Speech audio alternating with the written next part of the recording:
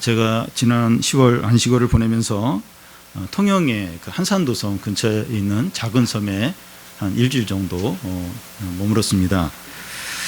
조용하고 경치가 좋은 섬이었습니다.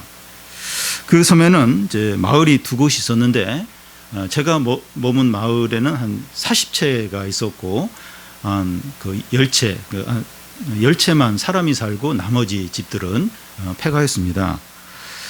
집마당에 잡초가 무성하고 담은 허물어져 있고 또 집 마당에는 쓰레기가 쌓여 있기도 했습니다. 이 섬에 사람이 적으니까 조용해서 이제 좋기는 했지만 이 폐가들을 볼 때 약간 무섭도 느끼고 약간 허무함도 느꼈습니다. 그 섬에 이제 작은 교회가 하나 있는데 15년 전만 해도 그 예배당에 이제 사람들이 가득했는데 이제 나이 드신 분들은 이제 돌아가시고 또 학생들, 젊은 사람들은 또 육지로 이제 학교나 직장을 따라서 나가고 그래서 지금은 그 3명 정도 노인 3명이 주중 예배와 주일 예배를 드리고 있었습니다. 어린 시절을 이제 그 섬에서 보내고 지금은 이제 육지에 나가서 이제 이렇게 생활하는 그런 사람들 중에서 한 사람이 자기 고향이 과거처럼 좀 사람이 이제 이렇게 북적였으면 좋겠다. 이제 이런 생각으로 이 관광지로 그 섬을 만든다든지 뭐 바다 생태 공원을 이제 만들려고 그렇게 마음을 먹으면서 이 적막한 이 섬에 사람들이 다시 많아질까? 그런 어떤 이렇게 생각을 가질 겁니다. 이 스룹바벨의 인도로 이제 기대와 소망을 가지고 페르시아에서 예루살렘으로 귀환한 유다 이제 백성들은 적막하고 황량한 그 고향을 이렇게 목도하게 됩니다. 집들은 다 폐허가 되었고 성전은 다 이제 파괴가 되었고 성벽은 다 무너져 있었습니다. 주위 민족들은 유다 이 백성들을 경계의 눈으로 이렇게 보고 언제든지 공격할 태세를 이제 갖추고 있는 겁니다. 이 귀환한 백성들은 집이 없어요. 그러니까 거처를 빨리 마련해야 되고 또 이 먹고 살 궁리를 해야 됩니다. 그러니까 70년 만에 이제 돌아 이제 온 거니까 뭐 집도 없고 집도 다 폐허가 돼 있고 그러니까 집부터 이제 이렇게 지어야 되고 또 여기서 어떻게 먹고 살아요? 농사를 지을까 뭐 장사를 해야 될까 그런 걸 이제 고민을 했어야 했습니다. 이런 절망적인 상황에서 어떻게 성전을 다시 짓고 성벽을 다시 쌓고 생존할 수 있을까 두려움이 밀려왔을 겁니다. 근데 오늘 말씀에 보면 그들이 율법에 따라서 번제를 드리고 또 모두가 한 마음이 되어서 다시 성전을 지으려고 하고 또 성전 기초석을 놓는 것을 볼 수 있습니다. 먼저 그 율법에 따라서 번제를 드리기 시작했다는 겁니다. 1절을 보면 이스라엘 자손이 각자의 성읍에 살았더니 7째 달에 이르러 일제히 예루살렘에 모인지라. 이 페르시아에서 귀환한 유다 백성들은 예루살렘에 도착하자 그 유다 지역 내 자기 조상들이 살던 곳에서 살게 됩니다. 그러다가 그 1절 중간에 이제 보면 7째 달에 이르러 하는데 7월에 이르러 하는 말입니다. 유대인들에게 이제 7월은 절기가 많이 모여 있는 그런 달입니다. 이 7월 1일은 나팔절이고 10일은 대속죄일이고 15일부터 21일까지는 장막절, 곧 초막절이 있습니다. 귀환한 유다 백성들은 흩어져 살다가 7월에 그 예루살렘에 이제 모였다고 하는데 그 2절 끝에 보면 일제히 예루살렘에 모였다는 겁니다. 여기서 일제이라고 하는 것은 한 사람 같이 하는 뜻입니다. 모이도록 뭐 강제적으로 모이도록 하거나 뭐 유협을 한 것도 아닌데 7월에는 여호와의 절기가 많으니까 우리 모여서 우리 예배드리고 절기를 지키자 이러니까 한 사람이 모이듯이 싹 모이는 거예요. 싹. 그때 1차 귀환한 사람들이 한 5만 명 정도 됐는데 우리 이제 7월에 그 절기들이 이제 있고 하니까 우리 같이 모여서 예배드리고 같이 하나님께 우리 찬양하자 이렇게 하니까 한 사람이 모이듯이 싹 이제 모이는 겁니다. 숫자가 적더라도 한 마음으로 이제 뭉치면 큰 능력이 있습니다. 고대 전쟁에서 한쪽 두 나라가 싸우는데 한 나라는 숫자도 많아요. 무기도 좋아요. 근데 이게 그 단결이 안 되는 거예요. 단결이 안 되고, 다른 한 나라는 숫자는 적어요. 근데 딱 한 마음으로 뭉쳐 있는 거예요. 그래서 이 두 나라가 전쟁을 하면 숫자는 적더라도 딱 한 마음으로 뭉쳐 있는 나라가 이기는 경우가 더 많습니다. 이 스포츠 경기도 마찬가지죠. 훨씬 잘하고 유명한 팀인데 이게 한 마음이 안 되는 거예요. 막 감독하고 선수랑 싸우고 선수들끼리 또 막 이렇게 다투고. 근데 그보다 좀 실력이 떨어지는 팀인데 딱 한 마음. 그러면 그 좀 실력은 떨어지더라도 딱 한 마음으로 돼 있는 팀이 이길 가능성이 많습니다. 우리 함께 예배하고 기도합시다. 이렇게 할 때 한 사람이 모이듯이 모이면 뭔가 엄청난 일이 일어나겠구나, 뭔가 대단한 일이 일어나겠구나 하는 기대가 이제 생깁니다. 캠프 교사들이 이제 캠프를 준비하는데 교사가 다른 때보다도 숫자가 적고 또 큰 어려움이 있지만 교사들이 한 마음이 된 게 딱 느껴질 때 이번 캠프에 큰 부흥이 있겠구나, 그런 어떤 기대가 돼요. 그런 어떤 확신이 들게 됩니다. 그러면 또 그렇게 돼요. 우리 교회가 함께 기도하자고 이렇게 하면서 기도를 하고 있는데 한 마음이 느껴집니다. 점점 이제 우리 지난주 또 이번 주 우리 기도하자 이렇게 했는데 지금 한 마음이 되는 게 느껴져요. 그러면 우리 교회에 큰 부흥이 나타나게 됩니다. 일제히 이렇게 같이 마음으로 같이 기도하면 하나님이 큰 은혜를 주시죠. 2절에서 그 5절까지 우리 한 절씩 교대를 읽겠습니다. 요사닥의 아들 예수아와 그의 형제 제사장들과 스알디의 아들 수룹바벨과 그의 형제들이 다 일어나 이스라엘 하나님의 제단을 만들고 하나님의 사람 모세의 율법에 기록한 대로 번제를 그 위에 드리려 할세.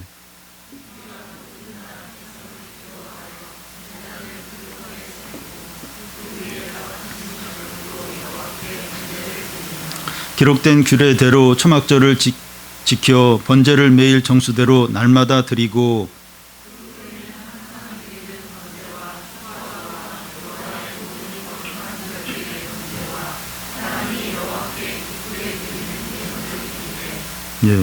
그 당시에 그 성전은 파괴되었고 제단도 없었습니다.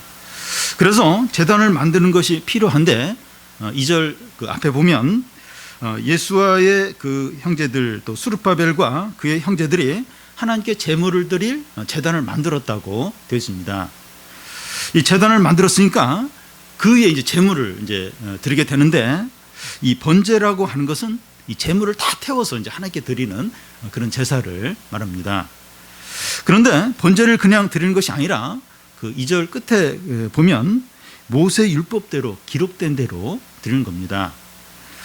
또 3절 중간에 보면 아침과 저녁으로 번제를 드리고 또 4절에 보면 율법의 말씀대로 초막절에도 매일 그 정한 대로 드리는 겁니다. 매월 첫날에 또 매일마다 또 여호와의 절기 때마다 율법의 말씀이 정한 대로 그대로 그 말씀대로 제물을 드리는 겁니다. 유다 백성들이 바벨론 포로에 끌려가고 이 성전이 파괴된 이유가 율법의 말씀을 버렸기 때문인데 이 70년 후 포로에서 돌아와서는 하나님의 말씀을 철저히 지키는 겁니다. 왜 그 성전이 파괴되고 왜 포로로 붙잡혀가는가? 율법의 말씀을 안 지켰어요. 율법의 말씀은 버렸습니다. 그래서 이제 이스라엘이 그 유다가 그렇게 망해서 포로로 끌려갔는데 70년 후에 이제 포로로 돌아와서는 말씀을 철저히 그 말씀대로 다 이제 철저히 지키는 겁니다. 바벨론 포로에서 돌아온 유다 백성들의 특징이 뭔가 하면 두 가지를 이야기하면 우상 숭배를 하지 않아요.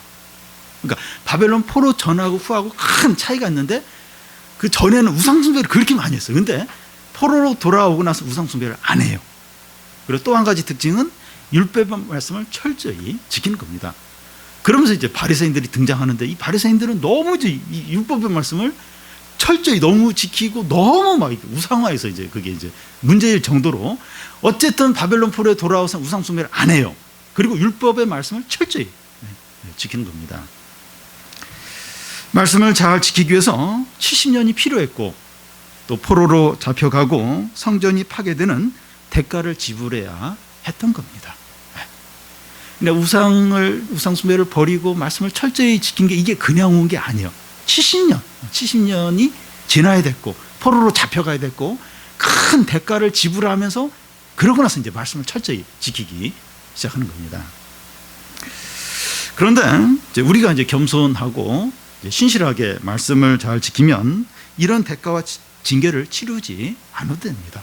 이제 우리에게도 이런 게 동의할 수 있는데 우리가 겸손하고 이렇게 신실하게 말씀을 잘 지키면 이런 대가나 이런 고난을 당하지 않아도 됩니다. 우리가 말씀을 잘 순종하는 것이 시간과 돈을 버는 것이고 불필요한 고난을 피하는 것입니다. 우리 과거를 돌아보면 이 말씀에 순종하면 됐는데 그게 싫어가지고 그 말씀에 순종 안 해서 시간도 낭비하고 돈도 낭비하고 또 고생도 하고 그런 적이 얼마나 많은지 모릅니다. 그러니까 이렇게 말씀에 잘 순종하는 게 시간도 벌고 돈도 벌고 불필요한 고생도 안 하게 돼요. 이런 70년 대가 지불하고 포로로 끌려가고 그럴 필요가 이제 없죠.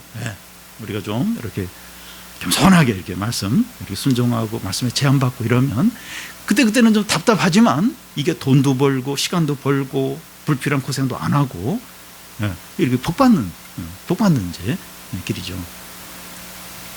그리고 이 유대 백성이 그 율법의 말씀 이 말씀대로 이 제단의 번제를 드리는 것이 실제로 쉬운 일이 아니었습니다. 3절 앞에 보면 무리가 모든 나라 백성을 이제 두려워한다고 합니다. 유대 백성이 포로에서 돌아왔을 때 이 주변에 살던 그 민족들은 싫어하는 거예요. 애들이 왜 돌아왔어? 이러면서 싫어하는 겁니다. 더 나아가 유다 백성들이 종교적으로 부흥해서 막 힘을 내는 이런 거 더 막 불안해하면서 싫어하는 겁니다. 예를 들어서 그 우리 교회 옆에 건물에 군자역 쪽으로 이제 그 정비소 자동차 정비소가 이제 들어왔습니다. 그러면서 한 2주 전부터 이렇게 딱 이렇게 그 주차하지 못하도록 이렇게 쇠사슬로 이렇게 해놨습니다. 근데 그 자동차 정비소가 들어오기 전에 저는 한 2달 정도 이렇게 그 앞이 비어 있었어요. 그 아무데도 안 들어와서. 그래서 그때는 우리가 좀 차를 이렇게 좀 이렇게 편하게 이제 좀 대기도 했습니다. 우리 교회 입장에서는 그곳이 비어 있는 게 좋은 거예요.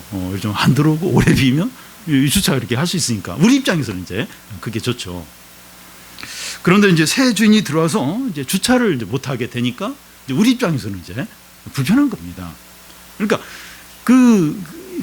유다 백성들이 돌아오니까 이제 주위 민족들이 불편한 거예요. 불편하고 또 자기들에게 손해가 오고 또 막 유대 백성들이 막 부흥이 일어나서 강해지고 막 수가 늘어나고 그게 곧 자기들한테는 손해로 이제 다가오는 겁니다. 싫어하는 거예요. 불안해하는 겁니다. 그리고 뭔가 건수만 있으면 이스라엘을 공격해서 이렇게 막 이렇게 망하게 하려고 막 그런 어떤 움직임까지 있는 겁니다. 유다 백성들은 자기들이 함께 모여서 이제 기도하면서 부흥하는 것을 이 주변 민족들이 싫어한다. 그리고 그것 때문에 공격하려고 한다 하는 것을 다 알고 있습니다. 안전하고 편하고 주위 사람들하고 이제 잘 지내려면 예배 드리지 말고 부흥도 하면 안 돼요. 그냥 가만히 있어서 그냥 잘 지내고 그냥 편하고 안전하게 하려면 우리 함께 모여서 기도하고 부흥하고 이러면 안 되고 옆에 사람들이 싫어하니까 편안하기 위해서는 그렇게 하면 안 되고 부흥도 일어날 필요가 없고 그러면서 그냥 지내야 했던 겁니다. 근데 유대 백성들은 그렇게 하지 않았습니다. 이 3절을 다시 보면 무리가 모든 나라 백성을 두려워하여 제단을 그 터 위에 세우고 그 위에서 아침 저녁으로 여호와께 번제를 드립니다. 위험을 감수하고 믿음으로 행해요. 믿음으로 행합니다. 계속 예배 드리면서 부흥을 구하는 겁니다. 70년 전에 주위에 이제 위험이 없었어도 하나님께 예배하기보다 우상숭배에 빠졌는데 포로에서 돌아와서는 위협과 위험이 있는데도 마음을 다하여 예배하는 겁니다. 70년 전에는 위협이 없었어요. 근데 그 성전에서 이렇게 막 예배를 안 드렸어요. 근데 70년 후에는 그 위협이 있는데 위험이 있는데 분명히 예배 막 부흥하면 분명히 이제 공격을 받을 수 있는데 그걸 감수하면서 마음을 다해서 예배 드리는 겁니다. 70년 동안 예배를 빼앗기고 나니까 이제는 목숨을 걸고 예배를 드리고 있습니다. 우리가 예배 드리는 것이 귀찮아하면 예배를 빼앗길 수 있어요. 또 이 성경 읽기를 싫어하면 성경을 빼앗길 수 있어요. 실제로 성경을 하도 안 읽고 주일날 이제 이렇게 교회 가기 위해서 성경책을 찾으면 성경책이 안 보여요. 매일 성경을 사다 놓고 이렇게 안 하다가 한번 하려고 하면 매일 성경이 어디 갔나 안 보여요. 여러분, 이 성경이 도망간다는 거 아십니까? 매일 성경이 숨어요. 도망갑니다. 하나님이 숨겨요. 성경 못 읽도록, 매일 성경 못하도록 하나님이 숨깁니다. 말씀을 소홀히 하면 말씀의 기갈이 찾아오게 됩니다. 말씀 인터넷에도 많고 또 어디든지 말씀이 싸고 쌓였는데 말씀이 안 들려요. 안 들리고 들을 기회도 점점 사라지고. 유다 백성들에게 일어난 일들이 우리에게 일어나지 않도록 간절하게 예배를 드리고 열심으로 함께 나아가야 됩니다. 예배를 빼앗길 수 있다는 거예요. 예배를. 교회가 없어질 수 있다는 거예요. 이 교회 없어지면 교회 많은데, 교회가 쌓였는데, 그렇지가 않아요. 이렇게 교회도 없어지고, 예배도 없어지고, 성경도 빼앗기고, 말씀도 못 들을 수 있는 그런 때가 올 수 있다는 겁니다. 그 당시 유대 백성들이 어떤 상황에서 제단에 이제 번제를 드렸는가 하면 그 6절 중간에 그때 여호와의 성전지대는 미쳐 놓지 못한지라. 이 성전지대라고 하는 것은 성전의 기초석을 이제 말하는데, 이 성전도 파괴되었고 성전 기초석도 놓여지지 않은 상태에서 그냥 제단만 달랑 있는데 거기에서 이제 이렇게 예배를 드렸던 겁니다. 이 정상적인 상태라면 성전이 있고 그 앞에 이제 제단이 있어야 합니다. 그런데 아무것도 없고 제단만 달랑 있는데 거기에 제물을 드리면서 예배를 드렸던 겁니다. 이것은 마치 교회당이 없어서 야외에서 예배를 드리고 카페 같은 데 빌려서 예배를 드리고 또 가정집에 돌아가면서 예배를 드리는 것과 비슷합니다. 교회당에서 드리지는 못하는 예배가 무슨 예배인가? 예배는 교회당에서 드려야지. 거기서 드리지 못한 예배가 무슨 예배인가? 할 수 있는데 이런 예배가 진정한 예배가 아닌가 생각됩니다. 눈에 보이는 것이 없으니까 하나님을 더욱 바라보고 의지할 게 없으니까 말씀을 더욱 의지하게 되죠. 그런데 이 귀환한 이 유대 백성들은 아무것도 없이 제단만 달랑 있는 그 제단 위에 번제를 드리면서 큰 영광과 큰 기쁨과 큰 은혜를 누리고 있습니다. 70년 전 솔로몬이 지은 화려하고 웅장한 성전에서는 형식적인 예배를 드렸는데 그 성전이 파괴되고 나서 아무것도 없는 그 상태에서는 진정한 예배, 그냥 제단만 달랑 남아있는 거기서는 예배를 드리는 거예요. 70년 전에 그 화려하고 웅장한 너무나도 그냥 그 성전만 보면 감탄이 나오는 그런 곳에서는 그런 형식적인 예배, 마음이 없는 예배, 그냥 어쩔 수 없이 드리는 그런 예배를 드렸는데 70년 후에 성전이 파괴되고 아무것도 없어요. 그냥 제단만 달랑 있는 거기서는 진정한 예배, 영광과 감격과 눈물이 있는 예배를 드리고 있는 겁니다. 그래서 진정한 예배는 이 상황에 달린 것이 아니라 마음에 달려 있습니다. 우리가 환경과 상관없이 하나님께 더욱 집중하고 말씀을 사랑한다면 언제든지 살아있는 예배를 드릴 수 있습니다. 이것저것 막 핑계대고 이렇게 그래서 나는 이렇게 할 수밖에 없어 이제 그렇게 하지 않고 우리가 하나님을 사랑하고 말씀을 이렇게 귀하게 여기면 언제든지 상황과 상관없이 살아있는 예배를 이제 드릴 수 있습니다. 그게 두 번째는 그 성전의 기초석을 놓는 겁니다. 솔로몬이 지은 성전을 이제 솔로몬 성전이라고 하고 귀환한 유다 백성들이 지은 성전을 수룹바벨 성전이라고 이제 부릅니다. 이 두 성전은 공통점과 차이점이 있습니다. 먼저 이 공통점을 보면 우리 7절을 보면 이에 석수와 목수에게 돈을 주고 또 시돈 사람과 두루 사람에게 먹을 것과 마실 것과 기름을 주고 바사왕 고레스의 명령대로 백향목을 레바논에서 욥바 해변까지 운송하게 하였더라. 예. 이 솔로몬 성전을 지을 때도 목수와 석수로 시돈 사람과 두루 사람을 썼고 백향목을 이제 레바논에서 가져왔는데 수르바벨 성전을 지을 때도 똑같이 이렇게 하고 있습니다. 물론 이 규모와 화려함에 있어서는 두 성전이 차이가 있죠. 그렇지만 수르바벨 성전이 이제 그러니까 똑같은 어떤 기술자 또 똑같은 재료를 사용함으로 수르바벨 성전이 이제 솔로몬 성전을 계승하고 있다 하는 의미가 있습니다. 그리고 성전을 건축하는데 최고의 기술자와 최고의 재료를 사용하고 있는데 화려하고 사치스럽게 이제 성전을 지으려고 하는 것이 아니라 성전은 이제 하나님이 계신 것을 상징하니까 제일 좋은 곳으로 귀한 곳으로 이제 이렇게 성전을 지으려고 이제 하는 겁니다.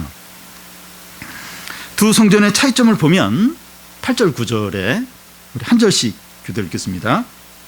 예루살렘에 있는 하나님의 성전에 이른 지 2년 둘째 달에 수알델의 아들 수르바벨과 요사닥의 아들 예수아와 다른 형제 제사장들과 네이 사람들과 무릇 사로잡혔다가 예루살렘에 돌아온 자들이 공사를 시작하고 20세 이상의 네이 사람들을 세워 여호와의 성전 공사를 감독하게 하매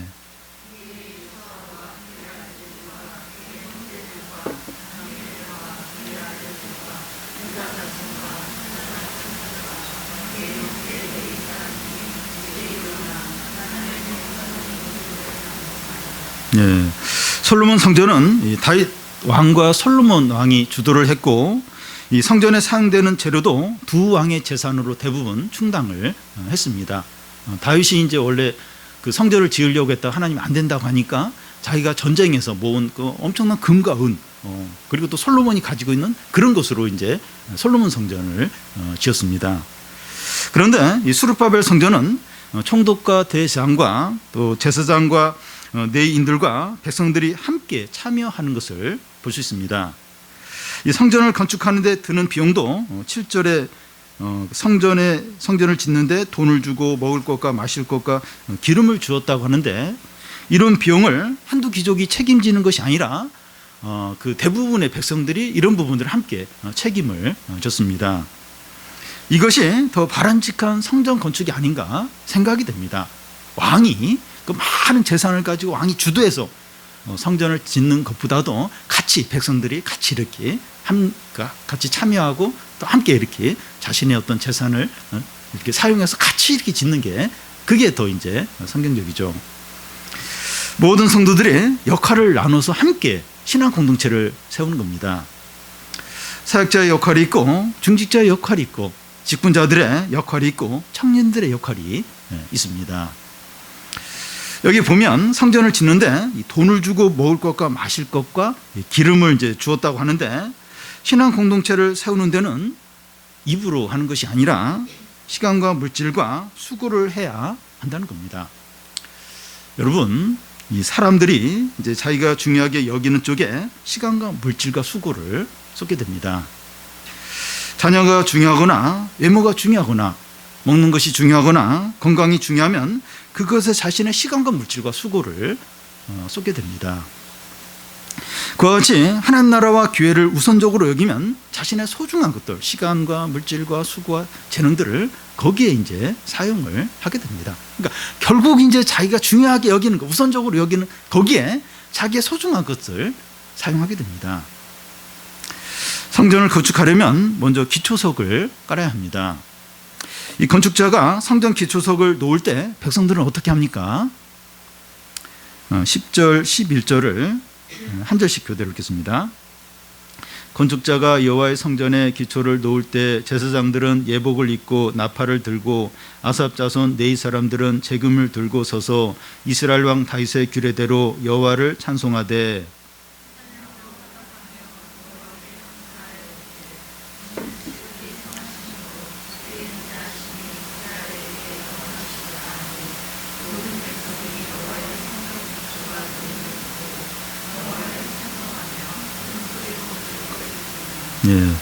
제사장은 예복을 입고 나팔을 들고 네 사람 아삽 자손이 제금을 들고 찬양합니다. 무엇이라고 찬양하는가 하면 주는 지극히 선하심으로 그의 인자하심이 이스라엘에게 영원하도다. 그러자 모든 백성들이 아멘 할렐루야 하면서 크게 기뻐하며 찬양하는 겁니다. 그런데 백성들 가운데 통곡하는 사람이 있는가 하면 또 크게 기뻐하는 사람도 있었습니다. 이 통곡하는 자들은 나이가 많은 이제 노인들인데 어렸을 때 그 솔로몬 성전을 본 거예요.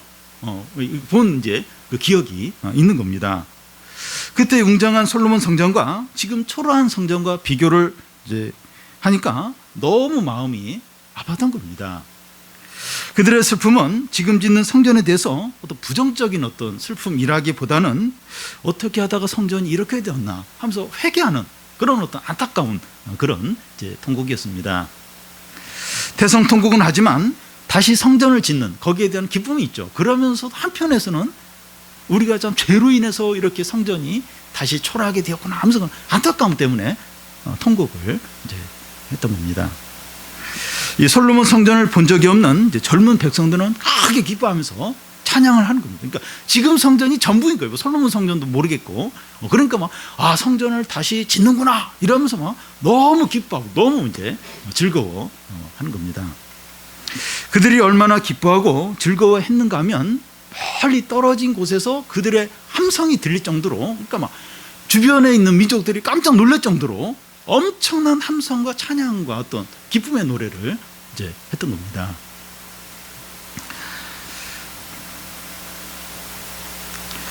요즘에 이런 이제 함성 소리를 어디서 이제 들을 수 있는가 하면 야구장이나 축구장이나 공연장에 가야 됩니다. 그래서 뭐 야구장에 이렇게 한 번씩 이렇게 TV에서 이제 중계하는 거 보면 뭐 다 일어나서 막 춤을 추고 노래하고 서로 막 자기 팀이 이기면 끌어안고 그리고 막 너무 감격해서 막 울어요. 막 울기도 하고 그리고 막 이렇게 보면 다 서 있어요. 앉아서 구경을 하고 그 2시간씩 막 서서 계속 뛰면서 이렇게 노래하고 즐거워합니다. 그런데 교회 안에서는 이런 모습을 점점 볼 수가 이제 없습니다. 조용하고 냉랭하고 형식적이고 좋거나 싫거나 하는 감정 표현도 없고 결혼식보다는 장례식 분위기에 가깝습니다. 교회에 오면 무기력하고 우울해 보이고 슬퍼 보이기까지 합니다. 우리 교회가 그렇다는 것이 아니라 현대 교회가 점점 그렇게 돼요. 그러니까 교회 외 장소에서는 그렇게 밝고 그렇게 막 야구장, 축구장에서 그렇게 막 그 어떤 기쁨과 그런 즐거움을 노래하는데 교회 오면 그런 게 없어요. 그냥 장례식 분위기 같아요. 우울해요. 사람들이 슬퍼 보여요.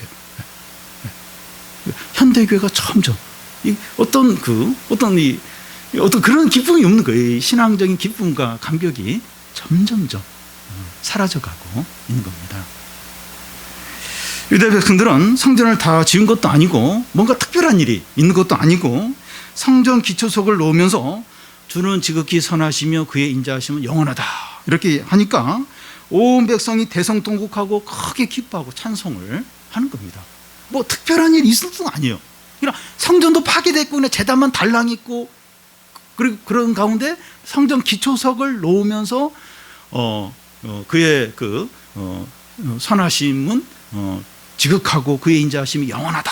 그러니까 막 대성통곡하면서 막 한쪽에서는 기뻐하고 찬양하고 막 큰 함성을 지는 겁니다.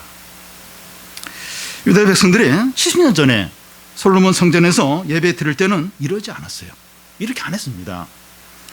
그때 제사장들은 주는 지극히 선하시며 그의 인자하심이 영원하다 이렇게 외치지도 않았고 백성들이 대성통곡하지도 않았고 크게 기뻐하며 찬양하지도 않았습니다. 그런데 우상숭배와 불순종 때문에 성전이 다 파괴되고 바벨론 포로에서 70년 만에 돌아왔을 때 주는 지극히 선하시고 그의 인자하심이 영원하다 이런 고백을 하는 겁니다.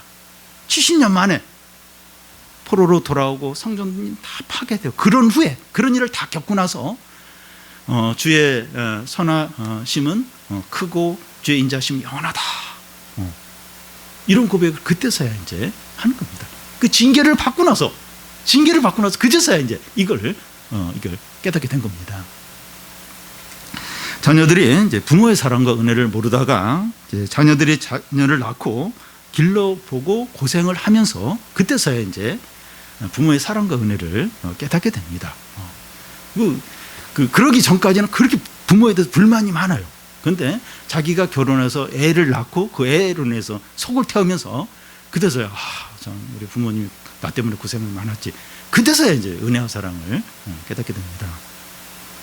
그와 같이 유대 백성은 고난을 당하면서 하나님의 선하심과 인자함을 깨닫게 된 겁니다. 우리는 그냥 잘 못 깨달아요. 그냥 자연스럽게는 잘 못 깨닫고 징계와 고난을 통해서 하나님의 선하심과 인자하심을 깨달을 때가 많습니다. 그냥 깨달으면 좋은데 그냥 못 깨달아요. 그냥 이게 징계를 받고 고난을 겪으면서 그때서 이제 그걸 통과하면서 이제 하나님의 선하심과 인자하심을 깨닫게 됩니다. 유대 백성들은 바벨론 포로 기간을 통해서 하나님의 선하심과 인자하심을 깨닫게 되면서 눈물과 기쁨과 감사와 찬양을 회복하게 됩니다. 그 잃어버렸던 기쁨과 감사와 그 은혜를 70년 만에 성전이 다 파괴되고 다시 돌아와서 그때 이제 이런 감격과 기쁨과 은혜를 회복하게 됩니다. 우리도 하나님의 선하심과 인자하심을 맛보고 기뻐하고 감사하고 찬양을 해야 됩니다. 그런데 우리는 하나님을 기뻐하고 사랑하고 즐거워합니까? 우리 좀 돌아보면서 하나님을 기뻐하고 찬양하고 감사합니까? 우리는 야구 팬이나 축구 팬이나 아이돌 가수 이 팬들이 즐거워하고 기뻐하는 것처럼 주님을 기뻐하고 즐거워합니까?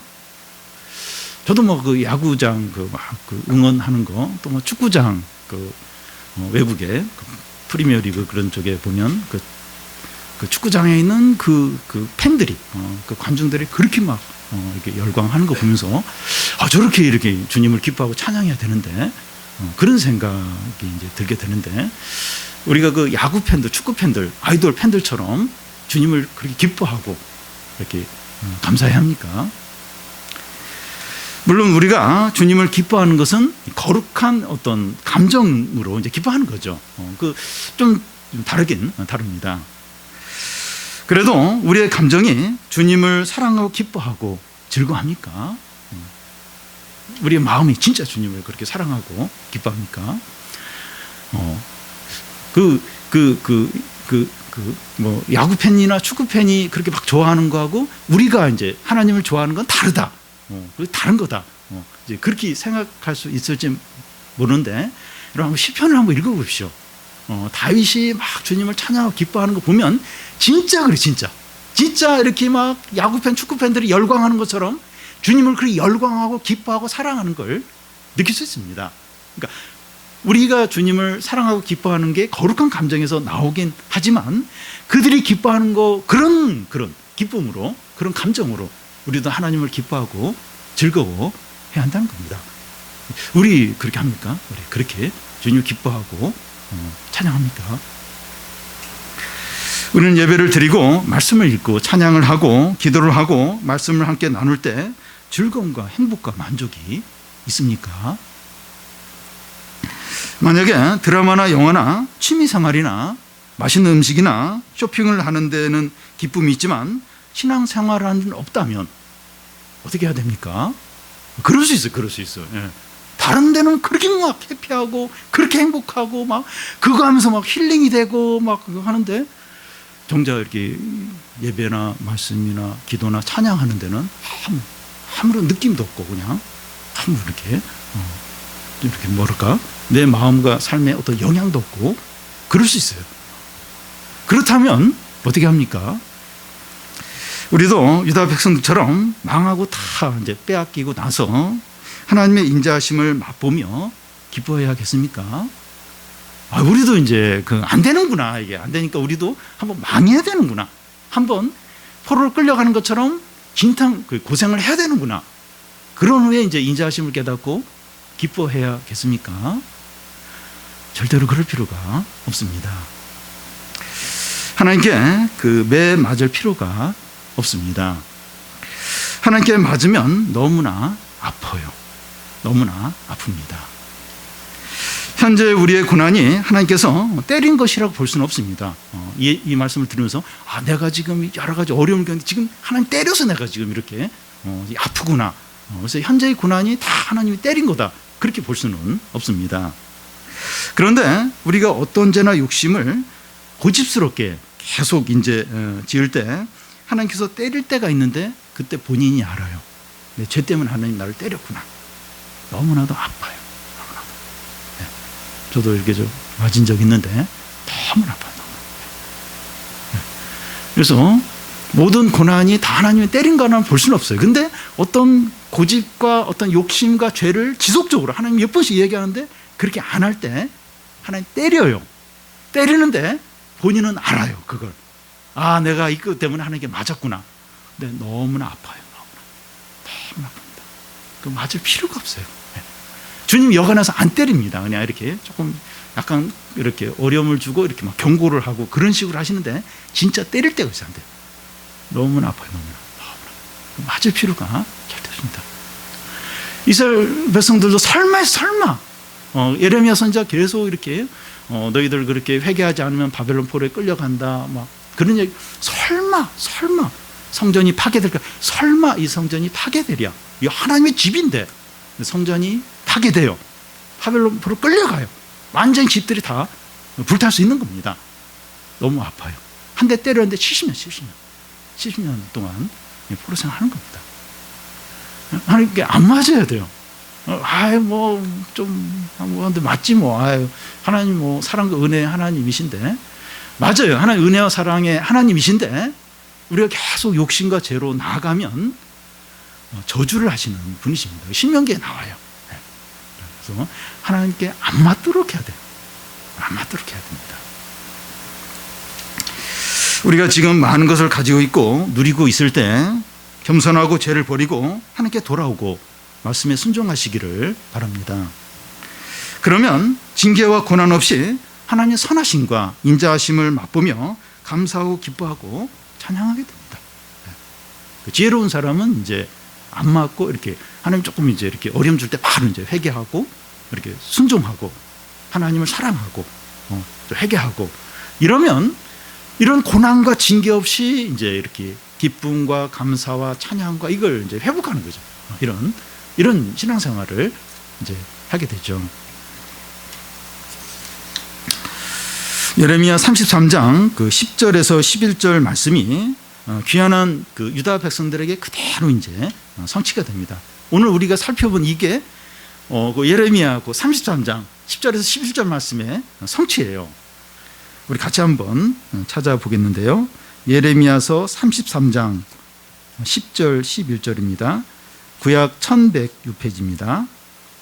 예레미야 33장 10절 11절 1106페이지 10절 11절이 같이 이어져 있는데요. 제가 읽겠습니다. 여호와께서 이와 같이 말씀하시니라. 너희가 가리켜 말하기를 황폐하여 사람도 없고 짐승도 없다 하던 여기 곧 황폐하여 사람도 없고 주민도 없고 짐승도 없던 유다 성읍들과 예루살렘 거리에서 즐거운 소리, 기뻐하는 소리, 신랑의 소리, 신부의 소리와 및 만군의 여호와께 감사하라. 여호와는 선하시니 그 인자하심이 영원하다 하는 소리와 여호와의 성전에 감사를 드리는 자들의 소리가 다시 들리리니 이는 내가 이 땅에 포로를 돌려보내어 지난 날처럼 되게 할 것임이라. 여호와의 말씀이니라. 여기 보면 그 황폐해서 사람도 없고 주민도 없고 이런 유다 성읍에 이제 즐거운 소리와 기뻐하는 소리, 신랑의 소리, 신부의 소리, 또 여호와는 선하시며 그 인자심이 영원하다 하는 소리가 들리리라 하는데 똑같아요. 똑같이 요 말씀대로 그대로 지금 유다 백성들이 귀환하면서 이 일이 이루어지고 있습니다. 아무리 절망적이고 실패했고 아무리 아무것도 없더라도 참 이렇게 회개하고 또 하나님께 돌아오고 말씀을 붙들면 모든 것을 회복시키고 큰 기쁨을 주시고 풍성한 은혜를 주시고 큰 부흥을 주십니다. 그러니까 우리의 상황이 지금 어려울 수 있어요. 힘들 수 있습니다. 여러 가지. 좀 저희 교회가 뭐 이렇게 이렇게 망하고 막 이제 그런 건 아닌데 좀 이렇게 약해지고 어려운 부분들을 보게 됩니다. 저는 방금 이 말씀을 읽으면서 이제 눈에 이제 띄는 그 말씀이 여기 뭐 신랑 소리, 신부 소리 하는데 우리 교회 이제 결혼이 이제 별로 없어요. 근데 이렇게 신랑 신부의 소리, 결혼도 하고 또 애도 많이 낳고 물론 이제 이거 자체가 뭐 중요하다는 것이 아니라 하나님의 은혜 가운데서 이렇게 어떤 기쁨의 소리들, 결혼이나 출산이나 이런 게 좀 많이 이루어지고 함께 하나님의 이 선하심과 인자하심은 연하다 그렇게 찬양하면서 막 기뻐하며 떠드는 소리들 많아지는 이게 어떤 부흥의 어떤 은혜의 한 그 표시라고 볼 수 있는데 우리에게 좀 이런 우리 교회 안에 이런 것이 더 많이 나타나고 풍성해지고 이제 그렇게 되기를 이제 기도를 좀 하고 있습니다.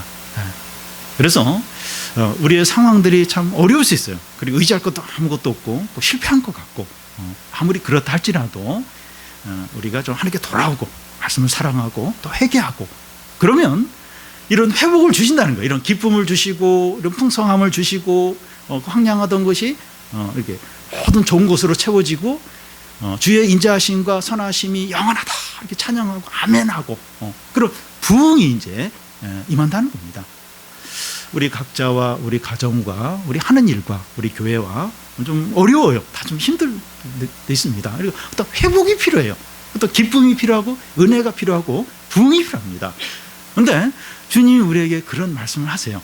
그리고 이 말씀대로 예레미야 이 말씀대로 유다 백성에게 그대로 이루어져서 지금 아무것도 없는데 황량한데 성령 기초석을 놓으면서 함성을 지르면서 여호와의 선하심과 인자하심이 영원하다 하면서 막 아멘 하면서 막 그렇게 기뻐하고 이제 부흥이 이제 이 말씀대로 이루어지고 있습니다.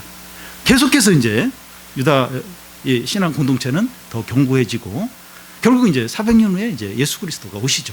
성전에 오시고 이제 구원의 역사가 이제 더 이제 온전하게 성취가 되는데 우리가 오늘 좀 이 말씀을 통해서 우리가 좀 이렇게 한 마음으로 하나님께 나아가고 꼭 어떤 그런 막 재난과 어떤 고난이 없더라도 겸손하게 하나님께 간구하고 말씀을 붙들고 그래서 우리의 삶 가운데 우리 교회 가운데 우리 가정 가운데 회복이 있고 기쁨이 있고 은혜가 있고 부흥이 있는 그런 우리가 되시기를 바랍니다.